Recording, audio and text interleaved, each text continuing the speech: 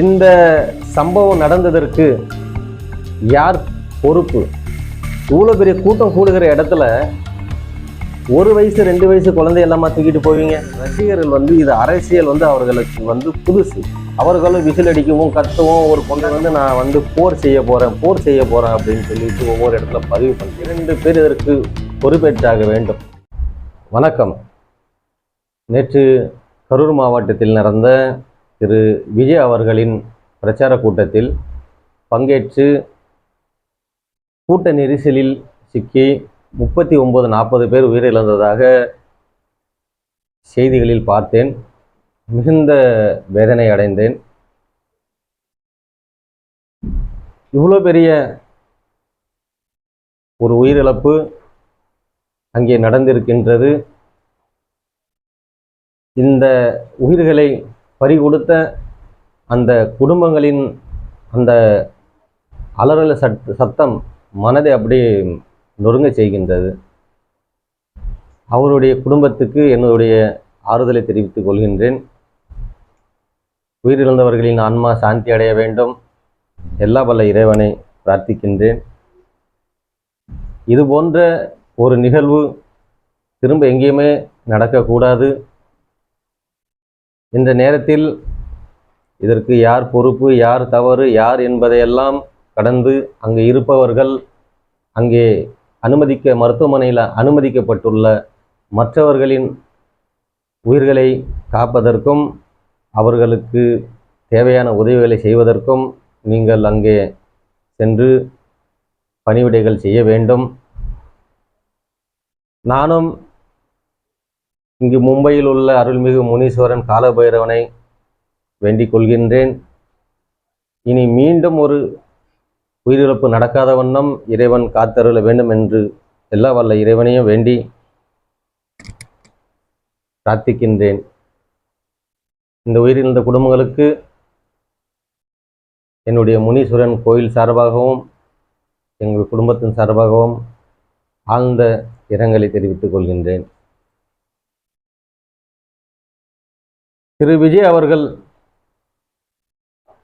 இவ்வளோ பெரிய கூட்டம், அவர்கள் பேச வருகிறார் என்ற உடனே இவ்வளோ பெரிய கூட்டங்கள் இங்கு கூடுகின்றது. முந்தைய அவருடைய பிரச்சார கூட்டங்களிலே இதை பார்த்து நாம் எச்சரிக்கையாக இருந்திருக்க வேண்டும். பொதுவாக அரசு அங்கு கூட்டம் நடைபெறவிருக்கின்ற இடத்திலே சரியான ஒரு பாதுகாப்பு அம்சங்களை ஏற்படுத்தி தந்திருக்க வேண்டும். கட்டுக்கடங்காத கூட்டம் வருகிறது.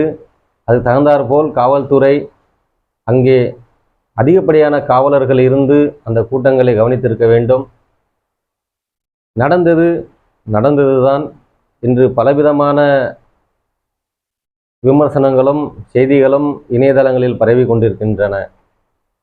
விஜய் அவர்கள் மீது கைது செய்ய வேண்டும், விஜய் அவர்கள் இதுக்கு காரணம் இப்படியெல்லாம் என்று. விஜய் அவர்கள் நடத்துகின்ற அந்த கூட்டத்தில் இப்படி ஒரு சம்பவம் நடக்க வேண்டும், இப்படி உயிரிழப்பு ஏற்பட வேண்டும் என்று விஜய் அவர்கள் நினைப்பார்களா? அவர் நினைத்துதான் இதை செய்திருப்பாரா? இதை சிந்தித்து பார்க்க வேண்டும். இந்த சம்பவம் நடந்ததற்கு யார் பொறுப்பு அப்படிங்கிற ஒரு கேள்வி வருது. இப்படி இந்த 40 உயிர்கள் இங்கே பலியாகி இருக்கிறது. இவ்வளோ பெரிய அசம்பாவிதம் நடந்திருக்கிறது. இதற்கு யார் பொறுப்பு அப்படிங்கிற கேள்வி வரும்பொழுது என் மனசில் பட்டதை நான் சொல்கின்றேன். 2 பேர் இதற்கு பொறுப்பேற்றாக வேண்டும். முதலில் இந்த கூட்டத்தில் கலந்து கொண்ட நீங்கள் எல்லோருமே பொறுப்பு தான். அதுக்கு காரணம் நீங்க தான். இவ்வளோ பெரிய கூட்டம் கூடுகிற இடத்துல 1 வயசு 2 வயசு குழந்தை எல்லாமா தூக்கிட்டு போவீங்க? ஆயிரக்கணக்கான மக்கள் ஒரு இடத்துல கூடுகிறார்கள். ஒரு கட்சி கூட்டம், அங்கே பலவிதமான ஒரு கோஷம் எழுகிறது. அங்கே கூட்டம் அதிகமாக இருக்கிற இடத்துல ஆக்சிஜன் பற்றாக்குறை ஏற்படும், தள்ளுமுள் ஏற்படும். அப்படி இருக்கையில் 1 வயசு 1.5 வயசு 2 வயசு குழந்தையெல்லாம் தூக்கிட்டு போகலாமா? நீங்கள் சிந்தித்திருக்க வேண்டாமா? இன்றைய நவீன இந்த யுகத்தில் பலவிதமான சாதனங்கள் உங்கள் வீட்டிலே இருக்கு. நீங்கள் அங்கே நடக்கிற கூட்டத்தை உங்கள் வீட்டிலே இருந்து நீங்கள் பார்க்கலாமே. மொபைல் உங்கள் கையில் ஒரு மொபைல் இருக்கு அடக்கமா, அதுலேயே நீங்கள் அப்படி லைவாக நீங்கள் அங்கே நடக்கிற கூட்டத்தை பார்க்கலாமே. இன்னைக்கு நான் ஒரு செய்தியை பார்க்குற 1.5 வயசு குழந்தையை தவிர்த்துட்டு காது கேட்காம பேச முடியாத அந்த தாய் அப்படியே பரிதாபமாக நிற்கிற அந்த காட்சியை பார்க்கும்போது மன வேதனை அடைகிறது. நீங்கள் அந்த இடத்துக்கு அந்த குழந்தை தூக்கிட்டு போகலாமா? வயசானவர்கள், பலவீனமானவர்கள், கொஞ்சம் இதய நோய் சம்மந்தப்பட்டவர்கள், நீங்கள் எல்லாம் போகலாமா அந்த மாதிரி கூட்டங்களுக்கு? என்ன உங்களுக்கு நடந்துட போகிறது? விஜய் அவர்கள் என்ன, நீங்கள் அவரை பார்க்கல அப்படின்னா என்ன ஆகிடும்? அவர் எங்கே போயிட போகிறாரு? இந்த மாதிரி இடங்கள்ல போயிட்டு இப்போ இவ்வளவு நடந்த இந்த அசம்பாவிதம் நடந்திருக்க, இந்த போன உயிர்கள் திரும்ப வருமா? நீங்கள் சிந்திக்க வேண்டும். இதுக்கு முதல் பொறுப்பு நீங்கள் தான் கவனமாக இருந்திருக்கணும். நீங்கள் அந்த மாதிரி கூட்டங்களுக்கு போயிருக்க கூடாது. 2வது காரணம், இதுக்கு பொறுப்பு யாருங்கிறது உங்கள் எல்லாருக்குமே தெரியும். அதை நான் சொல்லி தான் நீங்கள் தெரிஞ்சுக்கணும்னு அவசியம் கிடையாது. முந்தைய அவருக்கு நடக்கிற பிரச்சார கூட்டம் அதிகமான மக்கள் அங்கே வந்துட்டு இருக்காங்க. அப்போ ஒரு கட்சி தலைவருக்கு இவ்வளோ கூட்டம் கூடுவதை கண்டு எந்த ஒரு அதுக்கு எதிரான ஒரு கட்சி இதை விரும்பாது. அதுக்கு நான் அவங்க தான் பொறுப்புன்னு சொல்ல வரல. அது நீங்களே உங்களுடைய பொறுப்புக்கு நான் விட்டுறேன். நீங்களே அதை நீங்கள் கணிச்சுக்கலாம். அப்போ இந்த மாதிரி அசம்பாவிதங்கள் திரும்ப நடக்கக்கூடாது. பொதுமக்களாகிய உங்கள் எல்லோருக்கிட்டையும் நான் கேட்டுக்கிறேன். உங்களுடைய உயிர் ரொம்ப முக்கியம். உங்களுடைய குடும்பத்தில் நீங்கள் எல்லோரும் ரொம்ப முக்கியமானவர்கள். இதில் இளைஞர்கள் இருக்காங்க, வேலைக்கு போகிறவங்க இருக்காங்க, குடும்ப தலைவிகள் இருக்காங்க. யாருக்கும் இப்போல்லாம் குழந்தைகள் 5ல் ஒருத்தருக்கு குழந்தை இல்லாமல் தவிக்கிறாங்க. அந்த குழந்தைகளை கொண்டு போய் அங்கே பலி கொடுத்துட்டு வர்றதுங்கிறதெல்லாம் ரொம்ப வேதனையானது. நீங்கள் திரும்ப இது போல் ஒரு சம்பவம் நடக்காமல், இது போல் கட்சி கூட்டங்கள், நடிகர்களுடைய கூட்டங்கள், இல்லை கோயில் திருவிழா கூட்டங்களாக கூட இருக்கட்டுமே, நீங்கள் அந்த இடங்களில் உங்களுடைய பாதுகாப்பை நீங்கள் கவனமாக நீங்கள் தான் பார்த்துக்கணும். அரசாங்கம் பார்க்கும், காவலர்கள் பார்ப்பாங்க, இல்லை மற்ற யாரும் பார்ப்பாங்களாம். நீங்கள் அதெல்லாம் எதிர்பார்க்குறது மிகப்பெரிய தவறு. நீங்கள் ஒரு இடத்துக்கு போகிறீங்க, அந்த இடத்துல முதல் உங்களுடைய பாதுகாப்பை நீங்கள் தான் பார்க்கணும். ஒருவேளை அந்த மாதிரி இடங்களில் போகும்போது உங்களால் அதை சமாளிக்க முடியாத பட்சத்தில் நீங்கள் அந்த மாதிரி இடங்களுக்கு போகிறத தவிர்த்துருங்க. மற்ற நாட்களில் போயிட்டு நீங்கள் கோயிலுக்கு போகலாம், இல்லை மற்ற வீட்டில் இருந்துக்கிட்டு தொலைக்காட்சிகளில் இதை பார்த்துக்கலாம். அதில் பொதுமக்களாகிய நீங்கள் கூட்ட நெரிசல் உள்ள இடங்களில் தாய்மார்கள், குழந்தைகள் நீங்கள் எல்லாம் போகிறத தவிர்த்துருங்க. இது கட்சி கூட்டங்கும் போது அதுவும் இல்லாமல் இளைஞர்கள் அதிகமாக கூடுகிறார்கள். இத்தனை நாள் விஜய் அவர்கள் ஒரு நடிகராக பார்த்தார்கள், ஒரு சூப்பர் ஸ்டாராக நடிகராக பார்த்து கொண்டாடியவர்கள். அப்படி கொண்டாடியவர்கள் அந்த ரசிகர்கள் இது அரசியல் அவர்களுக்கு புதுசு.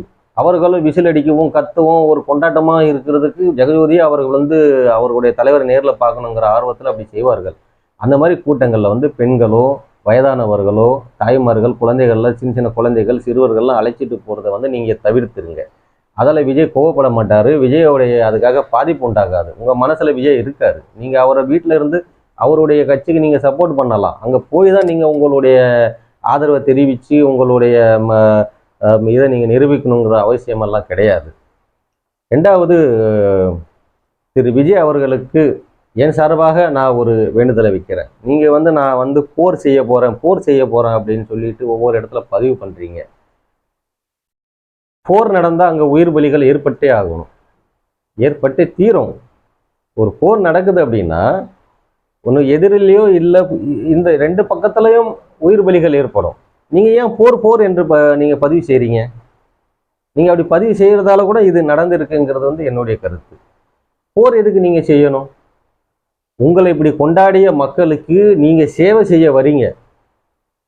உங்களுடைய மனதில் நீங்கள் சொல்கிறீங்களே, என்னுடைய விஜய், என்னுடைய மாமா, என்னுடைய அண்ணன், என்னுடைய தம்பி, என்னுடைய குழந்தை, என்னுடைய பையன் சொல்லிட்டு ஒவ்வொரு வீட்டில் கொண்டாடிக்கிட்டு இருக்கிறவங்களுக்கு அவங்க கொடுத்த அன்புக்கு நீங்கள் அவர்களுக்கு சேவை செய்ய வரீங்க. சேவை செய்ய வரும் பொழுது நீங்கள் ஒரு அன்னை தெரசா மாதிரியோ இல்லை ஒரு ஒரு தாய் அன்போடு நீங்கள் சேவை செய்ய வாங்கலாம். நீங்கள் ஏன் போர் செய்யணும்? எதிர்கட்சிகளோடு நீங்கள் போர் செய்ய வேண்டிய அவசியம் இல்லையே. நீங்கள் தாய் அன்போடு நிற்கும் போது நீங்கள் ஏற்கனவே வென்று விட்டீர்கள். அவர்கள் மனதிலே நீங்கள் வென்று விட்டீர்கள்.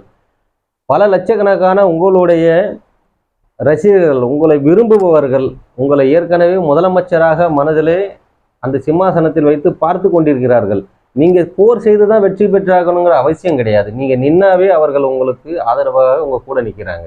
அப்படி இருக்கையில் நீங்கள் நம்ம போர் செய்ய போகிறோம், நம்ம போர் அதெல்லாம் தேவை கிடையாது. நீங்கள் அந்த மாதிரி வார்த்தைகளை பயன்படுத்தும் போது இது போல் அசம்பாவிதங்கள் நடந்து கொண்டே இருக்கும். நீங்கள் போர் செய்யாதீங்க, நீங்கள் சேவை செய்ய வாங்க. உங்களுக்கு எல்லாரும் ஆதரவாக நிற்கிறாங்க. ஆகையால் நீங்கள் திரும்ப போருங்கிற வார்த்தையை தவிர்க்கணும். நீங்கள் என்ன சொல்கிறீங்களோ அதுதான் நடக்கும். ஒவ்வொருத்தர் கூட அதான் நடக்குது. நம்ம என்ன பேசுகிறோமோ அதை தான் நம்ம கூட நடந்துக்கிட்டே இருக்குது.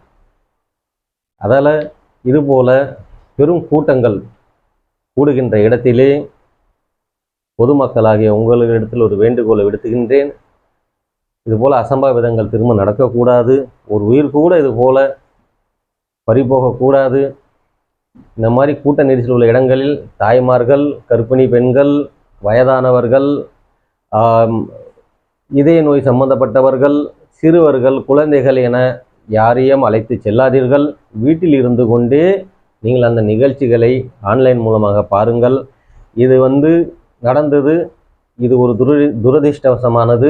திரும்பவும் இது போல் நடக்காமல் இருக்க வேண்டும். நீங்களும் அதை ஒத்துழைப்பு கொடுத்து நீங்கள் இது கவனமாக இருங்க. இந்த சம்பவத்தை கண்டு விஜய் தொண்டர்களும் ரசிகர்களும் அவர் மீது அன்பு கொண்டவர்களும் தளர்ந்து விடாதீர்கள். நீங்கள் இந்த நேரத்தில் செய்ய வேண்டியது ஒன்றே ஒன்றுதான். உங்களால் இயன்ற உதவிகளை அந்த இடத்தில் உயிரிழந்த அந்த குடும்பத்திற்கும் மருத்துவமனையில் அனுமதிக்கப்பட்டுள்ள அந்த மீதி இருக்கின்ற அவர்களுக்கும் உங்களால் இயன்ற உதவிகளை செய்யுங்கள். அவர்களை பாதுகாப்பாக பார்த்து கொள்ளுங்கள். இனி மகனை இழந்த தாய்களுக்கு நீங்கள் மகனாகவும், தந்தையை இழந்த அந்த குழந்தைகளுக்கு படிப்புக்கோ மற்ற விஷயங்களுக்கோ நீங்கள் எல்லோரும் உறுதுணையாக இருந்து அவர்களுக்கு உதவி புரிய வேண்டும். விஜய் அவர்களும் இந்த நேரத்தில் தீரா துயரத்தில் இருப்பார். நீங்கள் செய்கின்ற நல்ல காரியங்கள் அவர் மனதை ஆறுதல் படுத்தி மீண்டும் அவருடைய அரசியல் பயணம் நல்லபடியாக தொடர்வதற்கு உறுதுணையாக இருக்கும். காவல்துறையை மட்டும் எதிர்பார்த்து காத்திருக்காமல் கூட்டத்தில் செல்கின்ற விஜய் தொண்டர்களாகிய நீங்களே காவல்துறையாக இருந்து மக்களை வழிநடத்துங்கள். அவர்களுக்கு பாதுகாப்பை வழங்குங்கள். கூட்டம் அதிகமாக கூடுகின்ற இடத்திலே அந்த கட்டமைப்பை உருவாக்குங்கள். நீங்கள் நினைத்தால் லட்சக்கணக்கான மக்கள், ஆயிரக்கணக்கான மக்கள், நீங்கள் இளைஞர்கள் எல்லாரும் கூடுகிறீர்கள். நீங்கள் வருகின்ற கூட்டங்களிலே நீங்களே இருந்து அந்த பாதுகாப்பு கவசத்தை உருவாக்கி நல்லபடியாக கூட்டம் நடந்து நல்லபடியாக வீடு சேருகின்ற அந்த பணியை நீங்கள் கூட மேற்கொள்ளலாம். இது உங்களிடத்தில் தலைமையான வேண்டுகோளாக வைக்கின்றேன். இனி வரும் காலத்தில் இது போன்ற அசம்பாவிதம் நடக்கக்கூடாது. விஜய் அவர்களுடைய அந்த புதிய அரசியல் சேவையை பார்ப்பதற்கு தமிழக மக்கள் எல்லாம் காத்து கொண்டிருக்கிறீர்கள். இந்த நேரத்தில் இது போன்ற ஒரு சம்பவம் மிகுந்த ஒரு பின்னடைவை ஏற்படுத்தும். இனி இதுபோல் நடக்காமல் பார்த்து கொள்ளுங்கள். இது விஜய் அவர்கள் தீரா துயரத்தில் இருப்பார். அவர்களுக்கு உங்களுடைய தொண்டர்களாகிய நீங்கள் செய்கின்ற சேவையின் மூலமாக அவருக்கு ஒரு நல்லதொரு ஆதரவை தந்து அவருக்கு மனதுக்கு பலமாக நீங்கள் செயல்பட வேண்டும். இங்கு மும்பையிலிருந்து அருள்மிகு முனீஸ்வரன் காலபைரவன் ஆலயத்தின் மூலமாக மீண்டும் இந்த 40 பேரை இழந்து வாடுகின்ற குடும்பத்திற்கு என்னுடைய ஆழ்ந்த அனுதாபங்களை தெரிவித்துக் கொண்டு, இனி இதுபோல சம்பவம் நடக்காமல் எல்லா வல்ல இறைவன் காத்தருள வேண்டும் என்று வேண்டிக் கொண்டு விடைபெறுகிறேன். வணக்கம். நன்றி.